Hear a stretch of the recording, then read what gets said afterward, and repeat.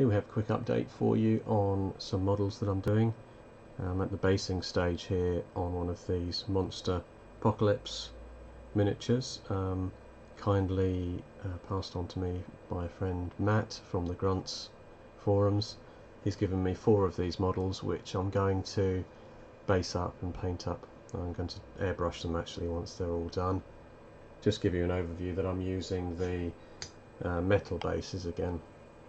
You can see here it gives the model a bit of weight. In fact, they came off these, which are these plastic gaming bases from the actual game Monsterpocalypse itself.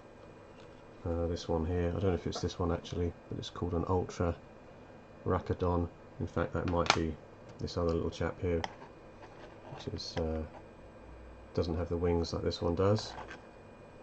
You can see what I've been doing with the bases is I've used some of the Epic sprues, which is this stuff, which I just cut up and pop it on there, and these are usually available on eBay actually. They're just little tiny ruins and it just adds a little bit of detail and raises up the base. I also used some slate, which I have a little pack of. I mean, you can get this stuff in most sort of hobby train rail enthusiast stores. So a little bit of slates stuck on there. Some plasticard, which I just cut up. You can see there's sort of an edge of plasticard there. So when I do the final gravel on the base, I'll sometimes leave a couple of these edges of plasticard to look like maybe slabs of concrete or something that are on the base. They'll paint up a slightly different colour than the sort of dirt on there, and just adds another little bit of detail.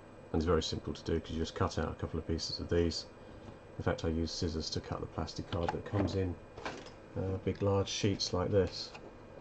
I think this is probably 1 mil or less than 1 mil actually in thickness. It's quite flexible. And that glues on with traditional super glue.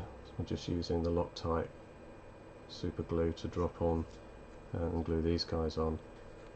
Now there was one stage of this that's a little bit tricky, and that's popping them off these existing bases that they come on, and the issue is they're very well glued on and you have to kind of crack and snap these off. You can see with this one all I did was tug the miniature off and it's popped straight off.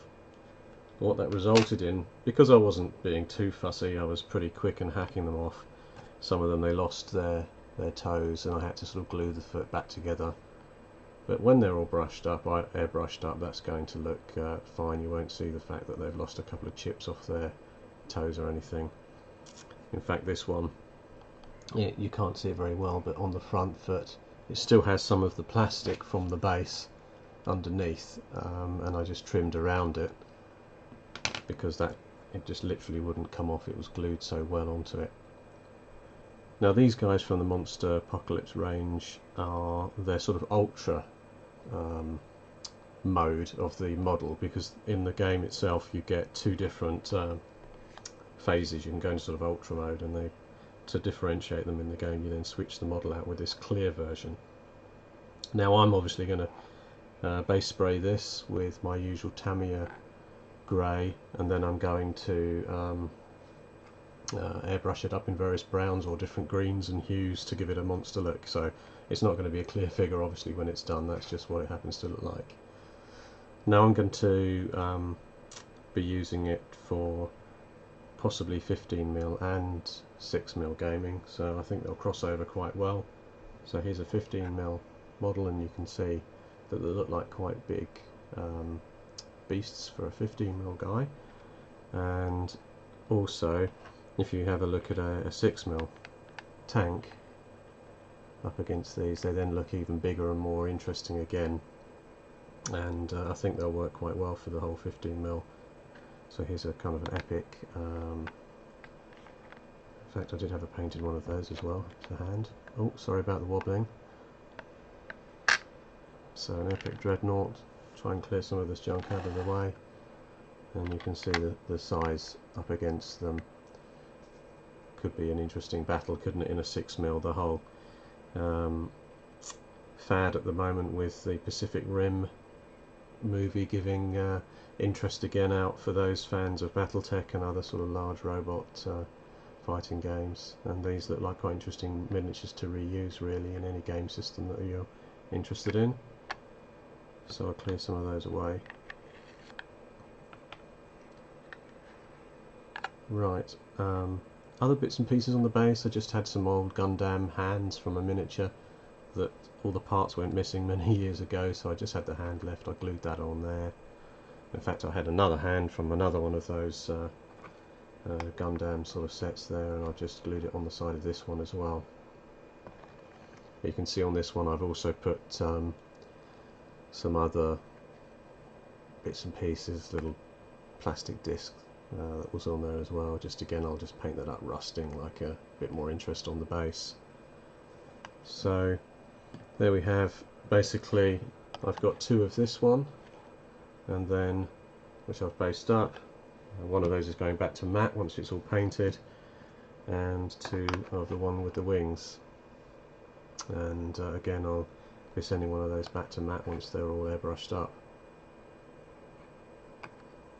So that's one little project which I'm doing there, which those are sort of multi-scale. I'll be using them with smaller monsters in 15mm and bigger again for 6mm. Oh, he's not exactly fitting in there. So basically this is another miniature. This one in fact I picked up in Japan. I think it cost about £4. It's made of that sort of rubbery plastic you can see there. You can do a little shimmy because of that. It's got some posability in the arms, and it comes with a classic shield that will go onto that arm, and there's quite a nice weapon that clips on this side as well. So I could pop those arms off as well to airbrush, but I'm going to just do him as he is. I don't think I'll glue the hands, I'll just leave them so they'll always move, well, the arms, sorry. His base, metal base disc again, gives it that extra weight, really handy for a sort of a vinyl plastic model.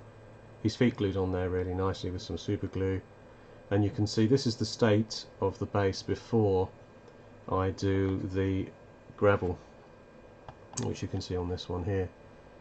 So you can see the white bits of plastic and bits and pieces on there, little bits of old metal sprue I've got on there as well that you can just see in the front there.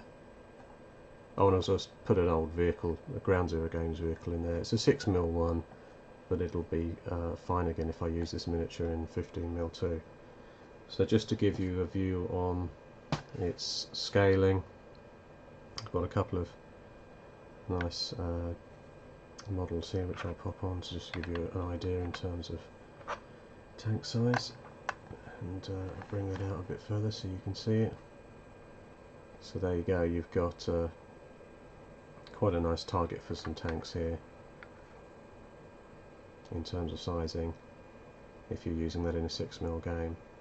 I don't know what the scale was, this vinyl toy. I picked it up in Japan, and I would actually say it's maybe 1/400th or 1/350. So it's almost in line with the sort of 1/300th scale of these tanks in terms of its real sort of size from a gaming perspective. Just another mention on basing. I'll clear these out of the way. Going out of focus. You can see a pile of gravel there on the back, and that's just some of this stones, rocks, which I had in a bag for a while. Again, it's ballasty type material. It's not very easy to see here. Let me get this out of the way so you can see the gravel in there. You can see it's got that blend of some thicker, bigger pieces that just looks like crushed up building or something. So I glue some of that on with PVA. So this is PVA, which is basically wood glue, and I'm using this weatherproof stuff because it dries really nicely and quickly as well.